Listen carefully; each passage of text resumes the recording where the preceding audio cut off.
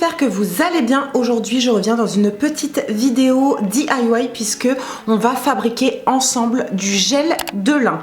Vous allez voir qu'il vous faut 3 fois rien en termes d'ingrédients et de matériel et en plus, ça vous coûte que dalle. Donc vraiment, ce produit, il est miracle. Je vous laisse avec les images et on revient juste après pour vous dire ce que je pense de ce gel de lin.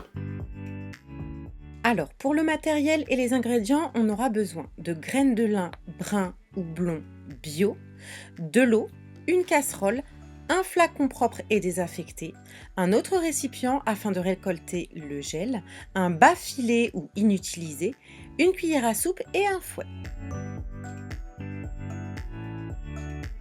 Je commence par verser un grand verre d'eau dans une casserole sur feu moyen et j'y ajoute 2 cuillères à soupe de graines de lin. J'attends à peu près 5 à 10 minutes que ça bout et je m'aperçois déjà que le mélange s'épaissit en gel. Vous pouvez stopper directement la cuisson, plus vous allez attendre, plus le gel sera épais, donc ça c'est à votre convenance.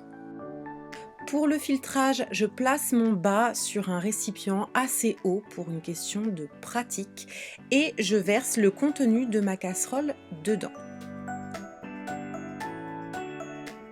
Alors moi j'étais trop pressée d'obtenir mon gel de lin, mais je vous conseille vivement d'attendre que le tout soit un peu moins chaud, sinon vous risquez de vous brûler. Donc la petite technique pour extraire le gel facilement sans trop galérer, j'attrape 2 baguettes chinoises pour faciliter l'extraction et je presse. Vous pouvez apercevoir que le gel s'extrait petit à petit dans le fond du récipient. Alors ce geste est à faire plusieurs fois pour récolter un maximum de gel. Je vous conseille réellement d'attendre que le tout soit beaucoup moins bouillant, puisque là concrètement j'ai eu du mal parce que je me brûlais. C'est pas la partie la plus glamour, c'est clair, c'est pas la partie la plus facile, mais à la fois c'est pas trop compliqué non plus et ça vous permet d'avoir un gel totalement filtré.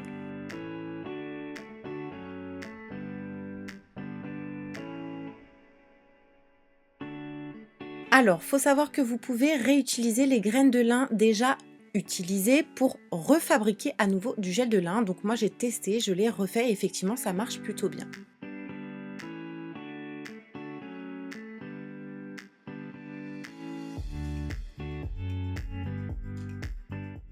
Ici c'est ma première récolte et ici c'est ma seconde récolte avec les mêmes graines. Donc vous voyez que j'ai pu en récolter quand même beaucoup, voire beaucoup trop.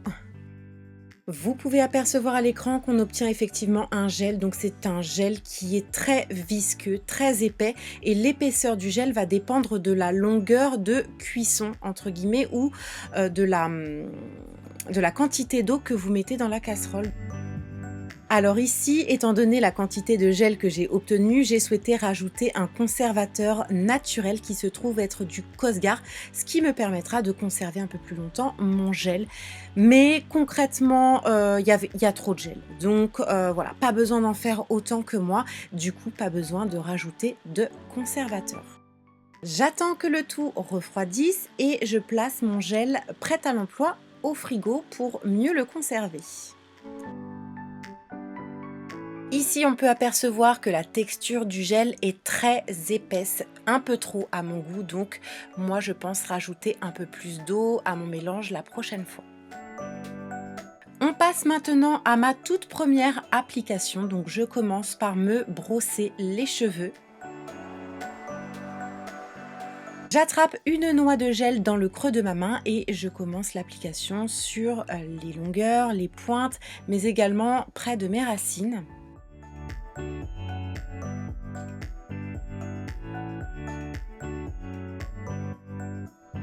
Maintenant, je viens travailler les longueurs et les pointes en faisant ce geste. Donc, je viens cruncher les longueurs pour commencer à prédessiner les boucles.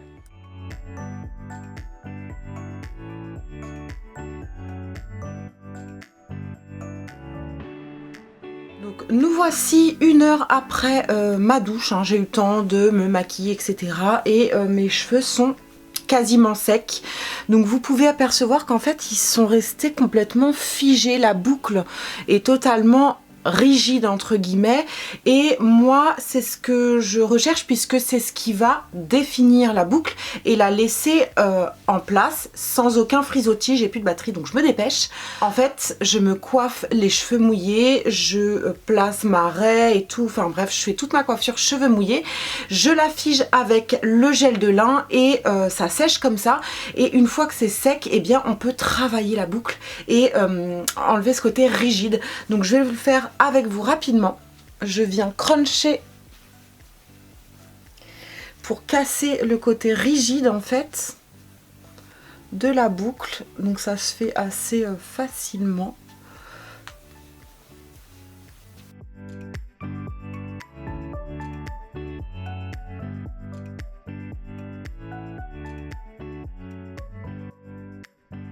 Les images valent mieux que 1000 mots, vous pouvez apercevoir que je n'ai plus aucun frisottis, mes boucles sont bien dessinées, bien rebondies. J'aime énormément le résultat sur mes cheveux et je pense qu'avec une utilisation quotidienne de ce gel, je peux obtenir voilà, de jolies boucles naturellement rebondies avec un produit qui m'a rien coûté. Les cheveux sont légèrement secs, je trouve, du coup je rajoute un petit peu d'huile de coco pour assouplir un petit peu la boucle et enlever cet aspect un petit peu sec. Je pense que c'est tout simplement parce que j'ai fait un henné récemment. Ma question c'est: qu'est-ce que ça va donner avec une utilisation régulière tous les jours? Le gel de lin, franchement, je suis très curieuse. Si vous avez les cheveux bouclés, je vous conseille clairement d'essayer. Je l'ai testé également sur ma fille qui a les cheveux très frisés et elle a des superbes boucles bien définies, bien rebondies. Voilà YouTube, j'ai terminé avec cette petite vidéo. J'espère réellement qu'elle va vous servir. Dites-moi ce que vous en pensez dans les commentaires. Franchement, j'ai trop hâte de pouvoir vous lire et de pouvoir savoir quel effet ça a eu sur vous. En tout cas, je pense clairement avoir trouvé mon produit miracle pour les cheveux bouclés.